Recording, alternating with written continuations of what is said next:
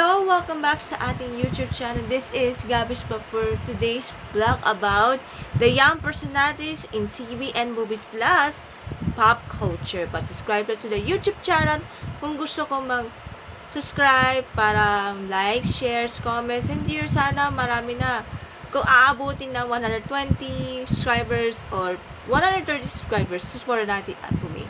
For this is vlog 163, episode 163, entitled Young Trending Personalities. Here's your vlog.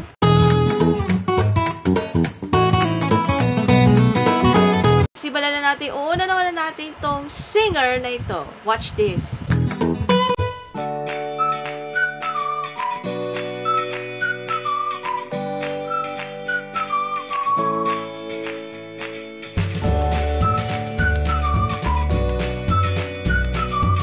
Yan.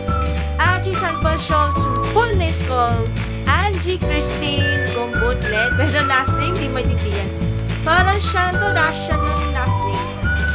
Una na sumali sa Idol Philippines, pero hanggang 2 or 9 round lang. Kay The Bigo, Angie Christine muna bago mag-Angie Salvation. And then, in 2020, from Angie Christine to Angie Salvation na nagbalik from the screen name. Nagsimula siya sa The Gold Squad as Squad Plus and naging regular performer sa ASAP Nanito under Sessionista.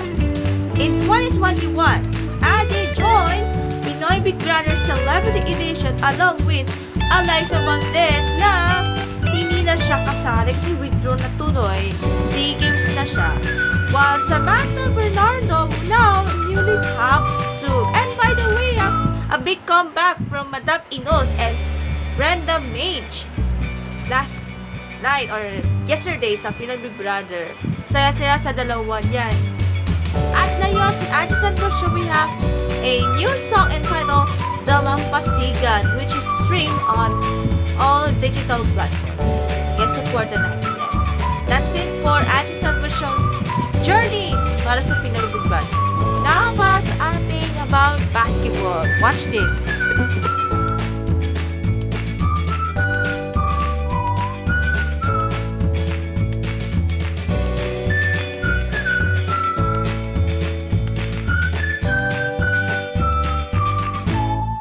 Pinoys, okay na pa kayo that Kai Soto, a former Ateneo Blue Eaglets, not Blue Eagles, a 7.3 height basketball player na declaring a NBA draft for the year 2022. Ready ka na ba for NBA draft next month, June 2022?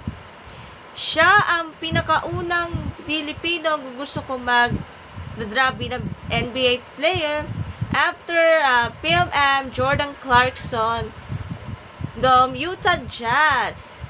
Tingnan natin kung papasa kaya si Kai Soto ng Pilipinas for declaring in the NBA draft 2022 if Golden State, LA Lakers, or Boston Celtics. Hindi ko alam kung anong team siya, pero supportan natin si Kai Soto. Oh, by the way, dati po siya taga UAP, pero sa high school for Ateneo Blue Eaglets.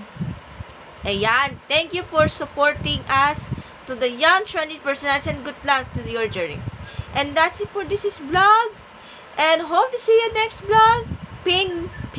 Kakaping talaga, sayang. Second place lang siya. But hopefully, thank you for making support to us. See you next vlog. Bye-bye!